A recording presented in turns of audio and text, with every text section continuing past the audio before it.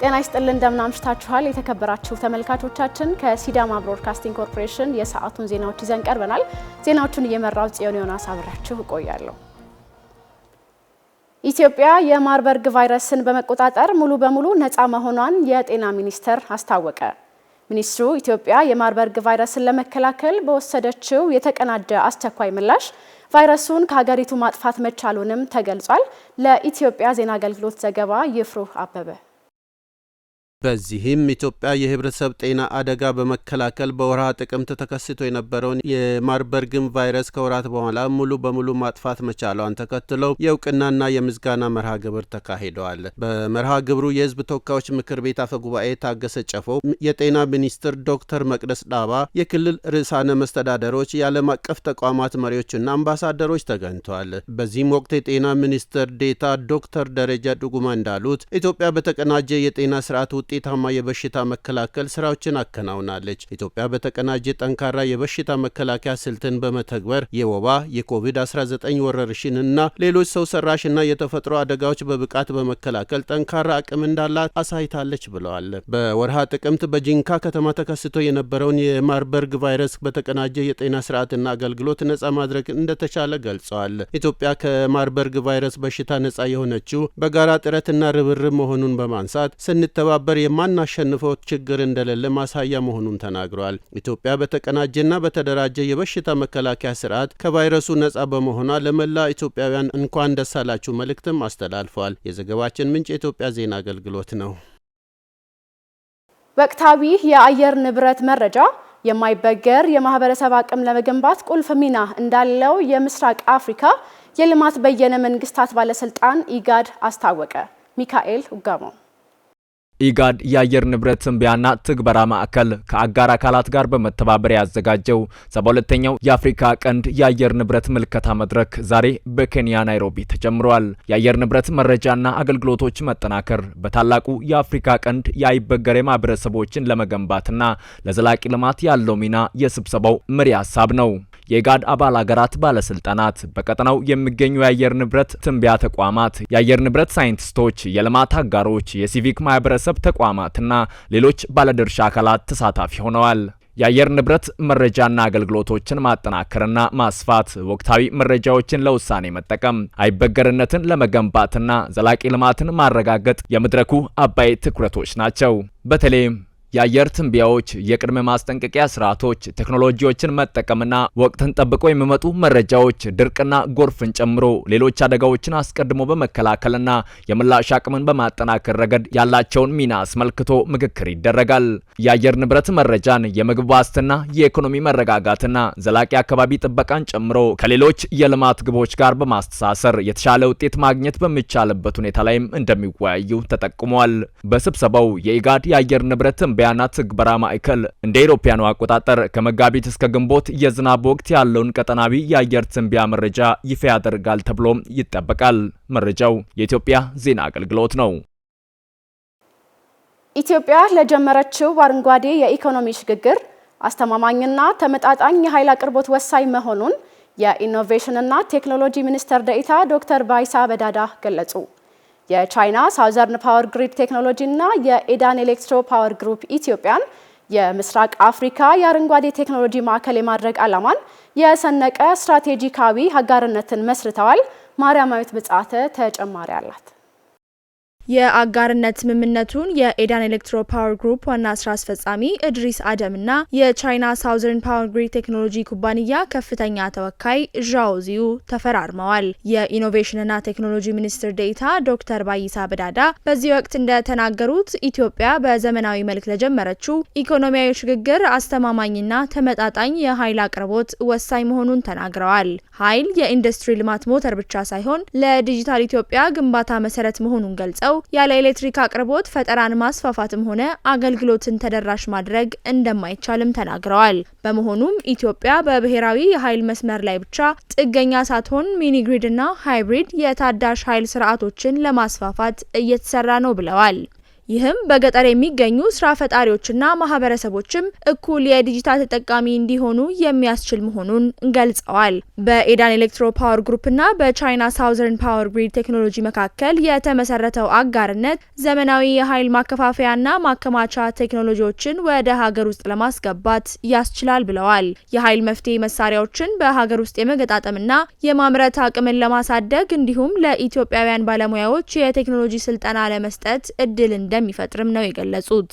ሚኒስትር ዴኤታው የሀገር ውስጥ አቅምን ለመገንባት ለሚሰሩ ኩባንያዎች መንግስት አስፈላጊውን ድጋፍ ያደርጋልን ብለዋል። የኤዳን ኤሌክትሮ ፓወር ግሩፕ ዋና ስራ አስፈጻሚ እድሪስ አደም በበኩላቸው ኤዳን ፓወር በኢትዮጵያ የኃይል እድገት ውስጥ ለ20 ዓመታት አጋር ሆኖ መቆየቱን ተናግረዋል። ስምምነቱ የኢትዮጵያን ፍላጎት ለማሟላት በንግድና ኢንቨስትመንት በጋራ ለመስራት ትልቅ ምቹ ሁኔታን ይፈጥራል ብለዋል። የቻይናው ሳውዘርን ፓወር ግሪድ ቴክኖሎጂ ኩባንያ ከፍተኛ ተወካይ የሆኑት ዣኦ ዚዩ እንዳሉት ይህ አጋርነት የቻይናን ዘመናዊ ቴክኖሎጂ ከኢትዮጵያ ተጨባጭ ፍላጎት ጋር ለማጣጣም የሚያስችል ነው። ዘገባው የኢትዮጵያ ዜና አገልግሎት ነው።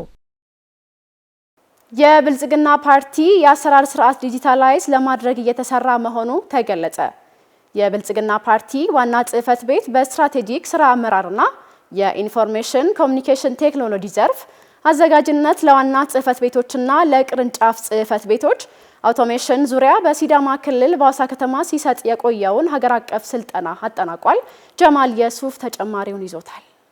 በብልጽግና ፓርቲ የሲዳማ ክልል ቅርንጫፍ ጽህፈት ቤት ኃላፊ አቶ አብርሃም ማርሻሎ በስልጠናው ማጠቃለያ መርሃ ግብር ላይ በመገኘት ባስተላለፉት መልእክት ኢትዮጵያ ወደ ብልጽግና ለምታደርገው ሽግግር የዲጂታል ስርዓትና የቴክኖሎጂ አጠቃቀም ትልቅ ድርሻ እንዳለው በማንሳት ለዚህ ስኬት በጋራ መስራት ይገባል ነው ያሉት። የብልጽግና ፓርቲ ዋናው ጽህፈት ቤትም ከሬድ ፎክስ ኤሌክትሮ ሜካኒካል ድርጅት ጋር በመቀናጀት ከመላ ኢትዮጵያ ለተውጣጡ ባለሙያዎችና የስራ ኃላፊዎች የሰጠው ስልጠና የሀብትና የጉልበት የጊዜና የመጠቀሚያ ቁሳቁሶች ብክነት እንዳይኖር ሁነኛ የመፍትሄ አማራጭ ነው ብለዋል።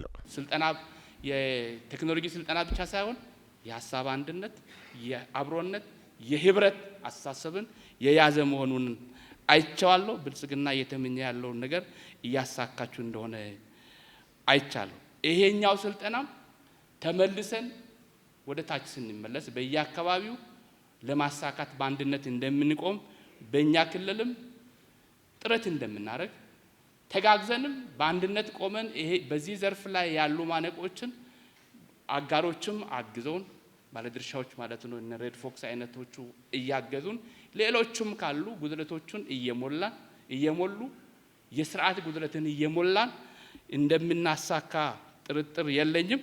የብልጽግና ፓርቲ የዋናው ጽህፈት ቤት የስትራቴጂክ ስራ አመራርና የኢንፎርሜሽን ኮሚኒኬሽን ቴክኖሎጂ ዘርፍ ኃላፊ አምባሳደር አብዱል ቃድር ሐሰን እሳቸውም በተመሳሳይ በስልጠናው ማብቂያ ወቅት ባስተላለፉት መልእክት ፓርቲው ሁለንተናዊ የአሰራር ስርዓትን ወደ ዲጂታል ለመቀየር እየሰራ መሆኑን በማንሳት ይህም ስልጠና የዚሁ አካል ነው ብለዋል። ከዋናው ጽህፈት ቤት እስከ ቅርንጫፍ ፓርቲ ጽህፈት ቤቶች እንደዚሁም ሪፖርቶቻችንም እንደዚሁ በአንድ እቅድ አንድ ሪፖርት ይዘን የ2018ን ተግባራዊ ከማድረግ አንጻር የአቅም ግንባታ ስልጠና ነው የሰጠነው። ይህንን ስልጠና ደግሞ በጣም ልምድ ባላቸው ብቃትና እውቀት ባላቸው ባለሙያዎች ነው የተሰጠው ማለት ነው። ኢትዮጵያ ዲጂታል ብልጽግናን እውን ለማድረግ በየደረጃው ውጤታማ ስራዎችን እየሰራች መሆኑን በማንሳት ፓርቲው የውስጥ አሰራሩን በቴክኖሎጂ ለማስደገፍ የጀመረው ተግባር በራስ የውስጥ አቅም የተጀመረ መሆኑ የሚበረታታ ነው ብለዋል። አምባሳደር ሐሰን አክለው እንደገለጹት ስልጠናው የጊዜና የሰው ጉልበት ብክነትን በመቀነስ የተሻለ ውጤት ለማስመዝገብ አመቺ መደላድል ይፈጥራል ነው ያሉት። የተሻለ ትልቅ አቅም ያለው ትልቅ አባል ያለው ፓርቲ ነው። ይህንን ፓርቲ ደግሞ በሰለጠነ የሰው ኃይል ማገዝ የግድ ይላል። እንደ ፓርቲ ኃላፊነት መውሰድ ሳይሆን በመንግስትም ደረጃ የተሰሩ በጣም ውጤታማ ስራዎች አሉ።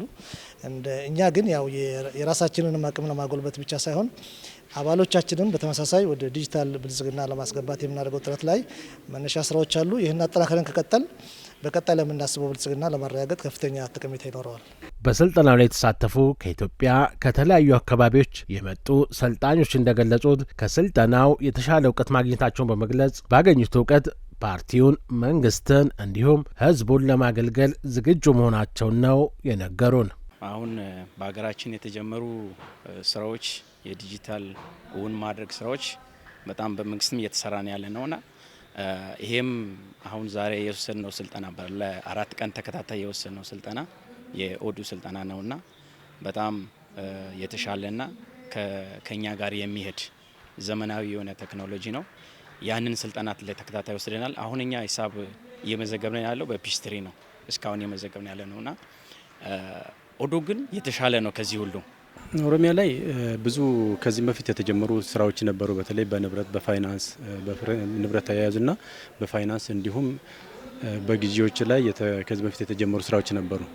እነዚህ ቴክኖሎጂዎች ግን በየጊዜው አፕዴት ይፈልጋሉ። ያን በፓርቲ ደረጃ ሳይሆን በፊት በድርጅት ደረጃ ስለነበረ አሁን ደግሞ ወጥ የሆነ ፓርቲ ሊኖር ስለሚገባ በፓርቲ ደረጃ ያለውን ግንዛቤም አሰራሩም ተመሳሳይ መሆን ያለበት። ስለዚህ ከላይ ጀምሮ ከማይከል ጀምሮ እስከ ቅርንጫፍ ጽህፈት ቤቶች ያሉት ስራዎች ተመሳሳይ ወጥነት መኖር ስላለበት በወጥነቱ ውስጥ እኛም የድርሻችንን ተወጥተን እንደ ኦሮሚያ ጀመርናቸውንም እንደ ልምድ ወስደን በዛ ውስጥም ኮንትሪቢዩት አድርገን ፓርቲያችን ያለ መሆኑን ግብ ለማሳካት ነው እየሰራን ያለነው። ከተሞችን ውብና ማራኪ ለማድረግ በአካባቢ ጥበቃ ስራዎች ዙሪያ የተከናወኑ ተግባራት አበረታች ቢሆኑም አንዳንድ ክፍተቶች መስተዋላቸውን የክልሉ ምክር ቤት ቋሚ ኮሚቴዎች አስታወቁ። የምክር ቤቱ የከተማና መሰረተ ልማት እንዲሁም የግብርናና አካባቢ ጥበቃ ቋሚ ኮሚቴዎች የዘርፉን የ6 ወራት የስራ አፈጻጸም ገምግመዋል። ለካሳ ጆምቦላ ዘገባ ሚካኤል ኡጋማ። የክልሉ ምክር ቤት የከተማ መሰረተ ልማት ቋሚ ኮሚቴ ሰብሳቢ ወይዘሮ ምንተዋብ ገብረ መስቀልና የግብርናና አካባቢ ጥበቃ ቋሚ ኮሚቴ ሰብሳቢ አቶ ዱካሌ ዋቃዮ ለሲቢሲ በሰጡት አስተያየት በተደረገው ግምገማ ባለፉት 6 ወራት ዘርፎቹ አበረታች ውጤት ማስመዝገባቸውን ተናግረዋል። ኮሪደር ልማቱን ሳያደናቅፍ አምኖ የራሱን ቤት የራሱን ንብረት እያፈረሰ እየሰጠ ምቹ ሁኔታ እየፈጠረ ነው ያለው ህዝባችን ማለት ነው። በዛ ደረጃ ህዝባችን ተሳትፏል። ከተሞቹ በፕላን እንዲመሩ የተደረገበት ኮች የተደረገበት መንገድ በጣም ጥሩ ነው ብለን ነው የገመገም ነው። ለምሳሌ ነባር ከተሞች ራሳቸው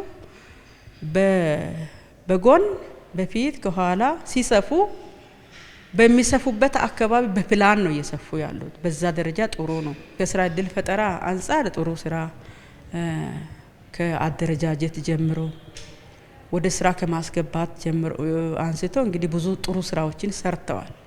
ካደራጁት ከመለመሉት 100% ወደ ስራ አስገብተዋል። እሱ ጥሩ ነገር ነው ብለን ነው የገመገም። የአካባቢ ጥበቃ ሲባል ብዙ ነገሮችን የሚያካትት ነው። ብክለት ነው። በተለይም ብክለት ላይ ነው። ብክለት 1 4 5 አይነቶች አሉ። አንዱ የአቧራ ብክለት ይኖራል።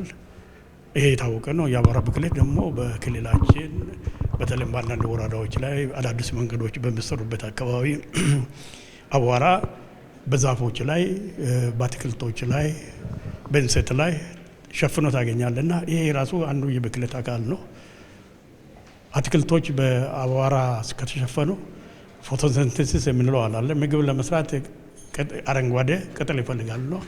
አረንጓዴ ቅጠል በአቧራ ከተሸፈነ በምግብ ስራቸው ላይ ችግር ያጋጥማቸዋልና በእነዚህ በአትክልቶች ላይ ችግር ካጋጠመ ደግሞ በእኛ ላይ የምግብ አቅርቦት ችግር ያጋጥም ይችላልና ስለዚህ አቧራ የሚነሳባቸው አካባቢዎችን እንዴት አድርገን እንቆጣጠር የምልም አሁን የተናገርንባቸው እና ወደ አቅጣጫ የምንሄድባቸው ናቸው። በግማሽ ዓመቱ የተመዘገበው ለውጥ አበረታች ቢሆንም አልፎ አልፎ ግን ክፍተቶች መስተዋላቸውንም ጠቅሰው በቀጣዮቹ 6 ወራት ጉድለቶችን ለማረም የሚያስችሉ አቅጣጫዎች መቀመጣቸውንና የሁሉንም ባለድርሻ አካላት ርብርብ እንደሚጠይቅም አስገንዝበዋል። ከተሞቹ ያው በሚሰፉበት መንገድ በጥሩ መንገድ ያው በፕላን እየሰፉ ያሉበት ሁኔታ አለ። ግን ደግሞ መሀል አካባቢ አናቱ ላይ ቀድሞ የተቆረቆረበት አካባቢ ያለ ፕላን የተገባበት መንገድ ስላለ እሱ ላይ ከማስተካከል አንጻር ትኩረት ይፈልጋል። እሱ ትኩረት ይፈልጋል። ከተማው ሊጸዳ ያስፈልጋል። ከጽዳት አንጻርም የሚታዩ ጉዳዮች አሉ። ዘመናዊ የሆኑ ቆሻሻ የሚጣልበት ፈሳሽ ቆሻሻ፣ ደረቅ ቆሻሻ የሚጣልበት አካባቢም ዘመናዊ ያለ መሆን ሁኔታ ስላለ እነዛን በትኩረት ሊሰሩ ይገባል። ከስራ እድል ፈጠራ አንጻር ከተሰራው ስራ አንጻር የሰሩት ስራዎች ጠንክረው እንዲቀጥሉ የማድረግን ስራ መስራት ያስፈልጋል። በቅንጅት አሁንም የቅንጅቱ ጉዳይ ጠንካራ መሆን አለበት። ሲቀናጁ ቅድም ያነሳኋቸው በኢንዱስትሪ ተቀናጅቶ ከሚሰሩትም ጋራ ያው በመቀናጀት ከግብርናም አንፃር በመቀናጀት መሰራት አለበት። የአካባቢ ጥበቃ ጉዳይ የአንድ መንግስት መስሪያ ቤት ብቻ ሳይሆን ኦር ለሌሎች መስሪያ ቤቶችን ብቻ የሚመለከት ሳይሆን ዓለም አቀፋዊ ጉዳይ እንደመሆኑ መጠን ህዝቡን ያሳተፈ ህዝቡን ደግሞ አውቆና ገብቶት ተጠቃሚም ተጎጂ መሆኑን አውቆ ባለቤት እንዲሆን የማብቃትና የሚሰሩ ስራዎችን ደግሞ ሁልጊዜ መረጃ ለህዝብ እንዲደርስ ማድረግ እንዳለባቸው ወደ መጨረሻ አካባቢ የምናስቀምጣቸው የማሳረጊያ አስተያየቶች ይሆናሉ ብለን እንጠብቃለን። የክልሉ ከተማና መሰረተ ልማት ቢሮ ኃላፊ አቶ ብሩክ ሰለሞን በሰጡት አስተያየትም ቢሮው ባለፉት 6 ወራት ባደረጋቸው ያላሰለሰ ጥረት ከተሞች በፕላን እንዲመሩ የማድረግና የኮሪደር ልማት ተግባራት በተሳካ ሁኔታ መከናወናቸውን ገልጸዋል። በአጠቃላይ ከአመቱ እቅዳችን ሲታይ በተለይ ከመሰረተ ልማት አንጻር ፕላንን ከማስጠበቅ አንጻር ኮሪደር ልማትን በአግባቡ ከማሳካት አንጻር ገቢን በአግባቡ ሰብስቦ በልማት ላይ ከማዋል አንጻር የተወሰኑ መሻሻሎች እንዳሉና አሁንም በዋናነት በተለይ ትኩረት የሚሹ ጉዳዮች ብለን የለየነው ይሄ ቆሻሻ አያያዝ አወጋገድ ስርዓቱ ከተማን ሊመጥን በሚችል መልኩ በህግ ማዕቀፍ መመራት አለበት የሚል አቅጣጫ ነው የሰጡንና እኛም በቢሮአችን የገመገምን የለየነው ችግር መሆኑን ከወረዳ በየደረጃ ካሉ አመራሮች ጋር የተግባባ ነው እዚህ እየተነሳ ያለው። በግማሽ ዓመቱ በተስተዋሉ ክፍተቶች ላይ ግን ቋሚ ኮሚቴው ባስቀመጠው አቅጣጫና ቢሮው በሚያከናውናቸው ቀሪ እቅዶች መሰረት ማስተካከያ እንደሚደረግም ተናግረዋል። አጠቃላይ የማዘጋጃ ቤታዊ አገልግሎት አካባቢ ያለውን ክፍተት የህዝብን እርካታ በሚያረጋግጥ መልኩ መሰራት እንዳለበትና በገቢ ላይ ልዩ ትኩረት ሰጥተን ገቢ በአግባቡ ሰብስበን በልማት ላይ ለማዋድ ቁርጠኛ አቋም እንዳመራር እንድንይዝ ከኮሚቴ ጋር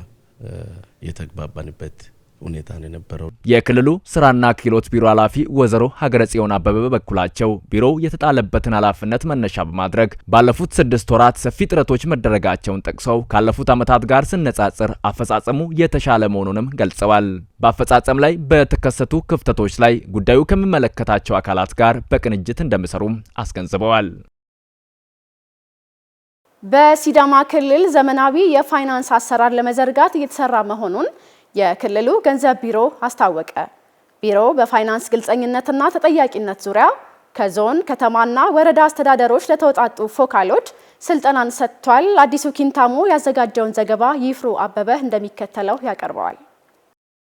የሲዳማ ክልል ገንዘብ ቢሮ ምክትል ኃላፊ አቶ መንገሻ በና ስልጠናው ባስጀመሩበት ወቅት ባስተላለፉት መልእክት ህዝብን ያሳተፈ ስራ የሚሰራ መንግስት ጠንካራ መሆኑንና በየደረጃው ያሉ የፋይናንስ ተቋማት ገቢያቸውንና ወጪያቸውን ለህዝብ ግልጽ ማድረግ እንዳለባቸው አንስተዋል። ህዝብን ያሳተፈ ስራ ከሰራ የትኛው መንግስት ጠንካራ መንግስት ነው የሚሆነውና ቁጥር 1 በጀትን ግልጽ ነው የሚያደርገው መንግስት እንደ መንግስት ምክንያቱም ታች ላለው ህብረተሰብ ምን እንደሚሰራለት ምን ላይ በጀት እንደተያዘለት ጭምር ካፒታል ይሁን መደበኛ ይሁን ደሞዝ ይሁን የሚለው ግልጽ ተደርጎ እንዲለጠፍለት ነው የፊትዬ ዋና ዓላማ።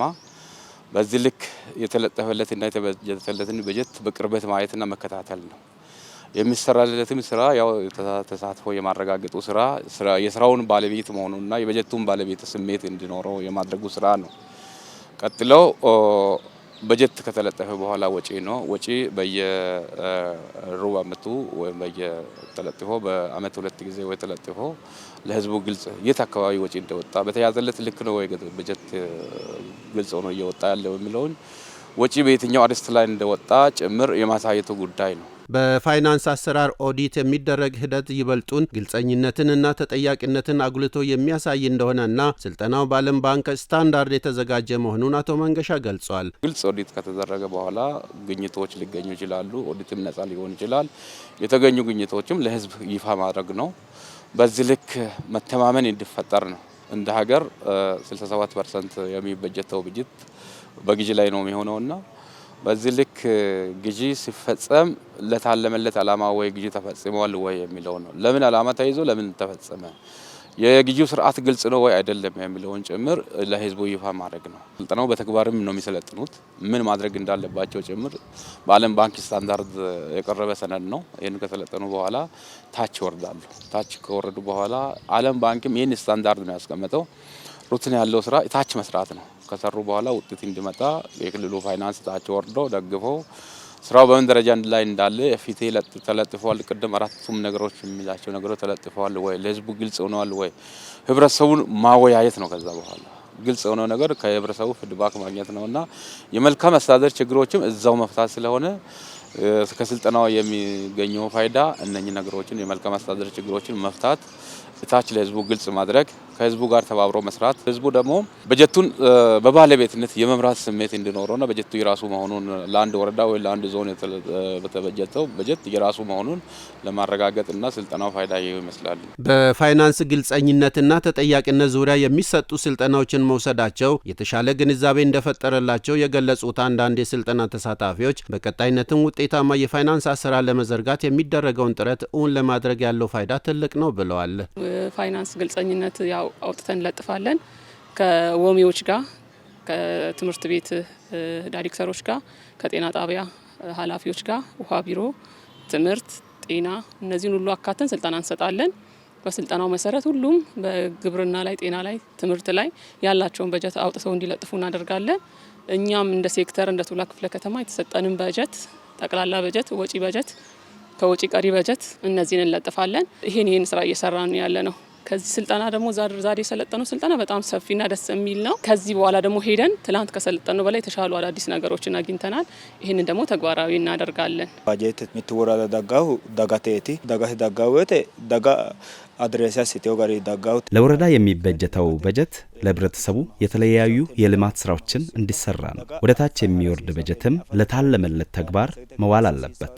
ፋይናንሶችም ይህንን የማድረግ ኃላፊነት አለባቸው። ለተለያዩ ልማት ስራዎች የወጡ ወጪዎችንም ለማህበረሰቡ ማሳወቅ ያስፈልጋል። ከዚህም ባሻገር ከህዝብ ጋር እታች ወርደው መነጋገር ያስፈልጋል።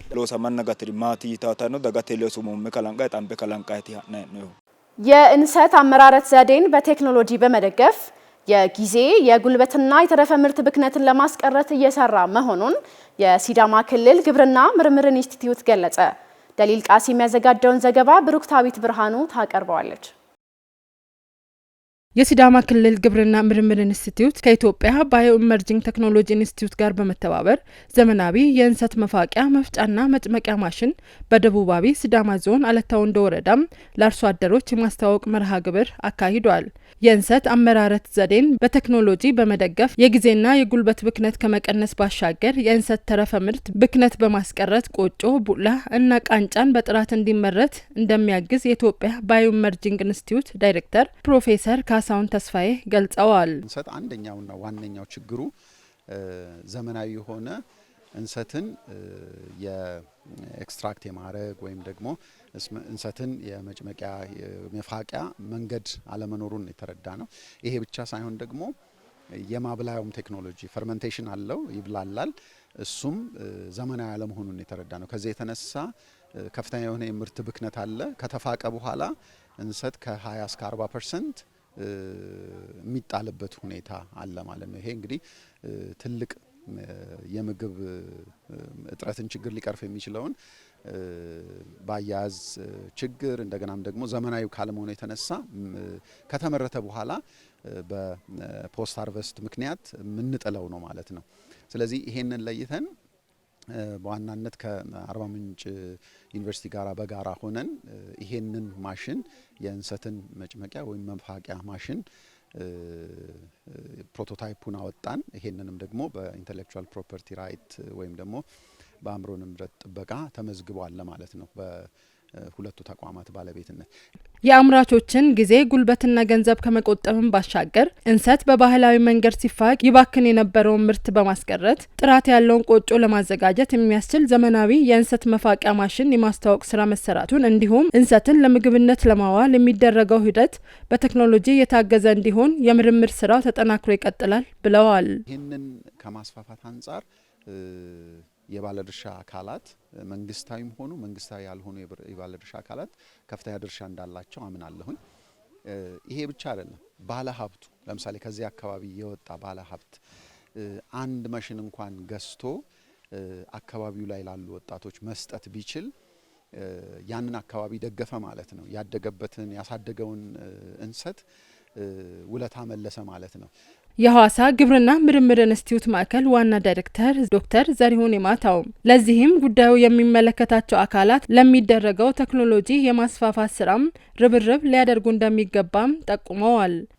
እናቶች ምን ያህል ተቸግረዋል፣ እናቶች ምን ያህል ለፍተዋል፣ ይህን ምግብ ሲሰሩልን እንዴት ተሰቃይተው ነው የሚለውን ነገር ሊፈታ ይችላል የምንለው ነው። በፋቂ ያለው ዘመናዊ አምቾ መከትከቻ ዘመናዊ ያለው ቡላ መጭመቂያ ያለው ከዛ በተጨማሪ ደግሞ ፕሮዳክቶች ከዛ የሚወጡ ውጤቶች አሉ፣ የቆጮ ውጤቶችና እነዚህ ሊያመርት በሚችሉ ሌላው እዚህ ጋር መነሳት ያለበት የሲዳማ ቃጫ ሲፋቅ ይቆራረጣል። እንሰት ስለሚቆራረጥ ብዙ ጊዜ ወደ ገበያ ለመውሰድ አርሶ አደሮች ይቸገራሉ። ከዛ አኳያ እሱንም አሁን ትልቅ ውጤት ነው። ቃጫ አሁን ጆንያ ይሰራል። የቡና ጆንያ ግማሹ ከዛ ነው የሚሰራው። ይሄ ወደዛ መሄድ ቢችል ከዛም የሚወጣ አሁን ቃጫውን አይታችሁታል። ያም ቃጫ ጥራት ያለው ነውና ይሄን ዘመናዊ በቃ ትራንስፎርም የማድረግ ስራ ነው እየተሰራ ያለበትና እኛ ሁለት ነገሮችን አሁን እየፈታ እንዳለ ነው። አንዱ በሽታው ነው፣ ሁለተኛው ደግሞ ይሄ የመፋቂያና ፖስት ሃርቨስት ላይ ያለው ችግርን እየተፈታ ያለበት ሁኔታ ነው ያለው። ታች ከላይ ጀምሮ አሁን ያንን ባዮ ኤንድ ኢመርጂንግ ቴክኖሎጂ ወደኛ ባያመጣው እኛ ባንቀበለው ወረዳ ዞን እያለ ክልል ባይቀበለው እዚህ አይደርስም። ስለዚህ የዚህ አይነት ቅንጅት ወሳኝ ነው እና ከሁሉም የሚጠበቀው ቴክኖሎጂውን መቀበል፣ አርሶ አደሩን ማስተማር፣ ማንቃት፣ የኔ ባለቤትነት ስሜት አሳድሮ መንቀሳቀስ ያስፈልጋልና የደቡባዊ ሲዳማ ዞን ምክትል አስተዳዳሪና ግብርናና ገጠር ልማት መምሪያ ኃላፊ አቶ ደበበ ሻላም ዞኑ የነዋሪውን የምግብ ዋስትና ለማረጋገጥ ወሳኝ ሚና የሚጫወተውን የእንሰት ምርት ለማስፋትና የዘርፉን ተጠቃሚነት በቴክኖሎጂ ለመደገፍ የሚሰሩ ስራዎች በልዩ ትኩረት እንደሚሰራ ገልጸዋል። የእንሰት አምራቾቹ ማሽኑ ጉልበታቸውንና ጊዜያቸውን በአግባቡ እንዲጠቀሙ ትልቅ አስተዋጽኦ እንደሚኖረው ገልጸዋል። የቴክኖሎጂ አሁን የመጣው የባዮኤመርጂንግ ቴክኖሎጂው ጠቀሜታው የእናትን ችግር ሲፍቁ ሲቸገሩ ያሉትን ነፍሰ ጡር እናቶችም ሲፍቁ እናያለን። እኛ ገጠርን ያደግ ነው። ያን የሚያስቀር ነው። የጉልበት ብክነትን የሚያስቀር ነው። ጊዜን በአግባቡ እንዲጠቀሙ የሚያደርግ ነው። የቆጮ ኳሊቲንም የሚጨምር ነው። ስለዚህ እጅግ በጣም ከፍተኛ የሆነ ጥቅም ያለው ስለሆነ በአጭር ጊዜ ውስጥ ወደ ህብረተሰቡ እንዲገባና እንዲሰራጭ ከባለድርሻ አካላት ጋር ተባብረን እንሰራለን። ቴክኖሎጂውን በማስተዋወቅ ስነ ስርዓት ላይ በህዝብ ተወካዮች ምክር ቤት የሰው ሀብት የስራ ስምሪት ቴክኖሎጂ ጉዳዮች ቋሚ ኮሚቴ አባላት፣ የክልሉ የዞንና የወረዳ የስራ ኃላፊዎች እንዲሁም ጉዳዩ የሚመለከታቸው ባለድርሻ አካላትም ተገኝተዋል። ከሲዳማ ብሮድካስቲንግ ኮርፖሬሽን የሰዓቱ ዜናዎች ቀጥለዋል። ወደ ውጭ ዘገባችን ስናመራ ቻይናና ህንድ ከአሜሪካ የሚደርስባቸውን የኢኮኖሚ ጫና ለመቋቋም በጋራ ለመስራት ተስማሙ። በህዝብ ብዛት አንደኛና ሁለተኛ ደረጃ ላይ የሚገኙት ሁለቱ ሀገራት እርስ በእርስ በበርካታ ጉዳዮች የማይግባቡ ቢሆንም በጋራ ጉዳይ አብረው ለመስራት ሁኔታዎችን እያጤኑ ይገኛሉ። የአልጀዚራን ዘገባ ጀማል የሱፍ እንደሚከተለው ያቀርበዋል። ህንድና ቻይና የዓለማችን የግዙፍ ኢኮኖሚ ባለቤቶች ናቸው። የሁለቱ ሀገራት ህዝብ ብዛት በድምሩ ከ2.6 ቢሊዮን በላይ ነው። በርካታ የሰው ኃይልና ሰፊ የገበያ መዳረሻ መሆናቸው ሁለቱንም ሀገራት ተፈላጊ ያደርጋቸዋል። የቴክኖሎጂ መፍለቂያ መሆናቸው ደግሞ የጋራ ጸባያቸው ነው። አሁንም ብሎም ወደፊትም ትክክለኛ የአሜሪካ ተገዳዳሪ ይሆናሉ ተብሎ ከሚጠበቁ ጥቂት ሀገራት መካከል የሁለቱም ስም ይገኝበታል። ሁለቱ ሀገራት ለዘመናት በእርስ በርስ ሽኩቻ ውስጥ ቆይተዋል። የኢኮኖሚ ውድድሩ በድንበር ግጭት በመታገዝ ሌላ መልክ እስከ መያዝም ደርሶ ነበር። አሁን ግን ሁለቱም ሀገራት ከፉክክር ይልቅ ትብብር አዋጭ መሆኑን የተገነዘቡ ይመስላሉ። የቻይናው መሪ ዢ ጂንፒንግ ህንድ መልካም ጎረቤታችንና ወዳጅ ሀገር ናት በማለት በጋራ ጉዳይ ላይ በጋራ ለመስራት ፍላጎት አለን ብለዋል። በተለይም ፕሬዚዳንት ዶናልድ ትራምፕ የፈጠሩትን ዓለም አቀፍ የኢኮኖሚ መናጋት ለመቋቋም በጋራ መስራት ተገቢ መሆኑን አስረድተዋል። የሁለቱ ሀገራት ሁለንተናዊ ግንኙነት ከጊዜ ወደ ጊዜ እያደገ መምጣቱን ያነሱት ጂ የሁለቱ መተባበር ለዓለማችን ሰላምና ብልጽግና አዎንታዊ ሚና ይጫወታል ነው ያሉት። የህንዱ ጠቅላይ ሚኒስትር ናሬንድራ ሞዲ በተመሳሳይ ከዚህ በፊት በሰጡት አስተያየት የሁለቱን ሀገራት ትብብር ለማጠናከር ጽኑ ፍላጎት እንዳላቸው መናገራቸው የሚታወስ ነው። የሁለቱ ሀገራት ግንኙነት ባለመግባባት ውስጥ ሆኖም እንኳን ከፍተኛ የንግድ ልውውጥ የሚደረግበት ነው። ዓመታዊው የንግድ ልውውጡ ከ130 ቢሊዮን ዶላር የዘለለ ስለመሆኑ ይነገራል። ቻይናና ህንድ ወዳጅነታቸውን ወደ ነበረበት ለመመለስ ጥረት እያደረጉ ነው። ይህ ተግባር በበርካቶች የተወደደ ቢሆንም አሜሪካ ግን በጎሪጥ እያየችው ስለመሆኑ እየተነገረ ነው። የአሜሪካው ፕሬዝዳንት ዶናልድ ትራምፕ ከዚህ በፊት የሁለቱን ሀገራት ግንኙነት በፖለቲካ ቃላት ሸንቆጥ ያደረጉ ሲሆን የሁለቱን ጥምረት የድራጎንና የዝሆን ዳንስ ብለውታል። ቻይናና ህንድ የብሪክስ ማህበር መስራቾች ናቸው። ማህበራዊና ኢኮኖሚ ትስስራቸውም ጠንካራ ነው። ከልዩነታቸው ይልቅ አንድነታቸው ይጎላል። በአሜሪካ ከፍተኛ ታሪፍ የተጫነባቸው መሆኑ ደግሞ የጋራ ብሶታቸው ነው። ብሶታቸውም ለጋራ ችግር የጋራ መፍትሄ እንዲያደርጉም እያደረጋቸው ነው። ዘገባውን ከአልጀዚራ ነው ያጠናቀር ነው። ከሲዳማ ብሮድካስቲንግ ኮርፖሬሽን ለሰዓቱ ያዝናቸው ዜናዎች እነዚህን ይመስላሉ። ዜናዎቹን እየመራሁኝ ጽዮን ዮናስ አብሬያችሁ ነበርኩኝ። ስለተከታተላችሁ እናመሰግናለን። መልካም ምሽት።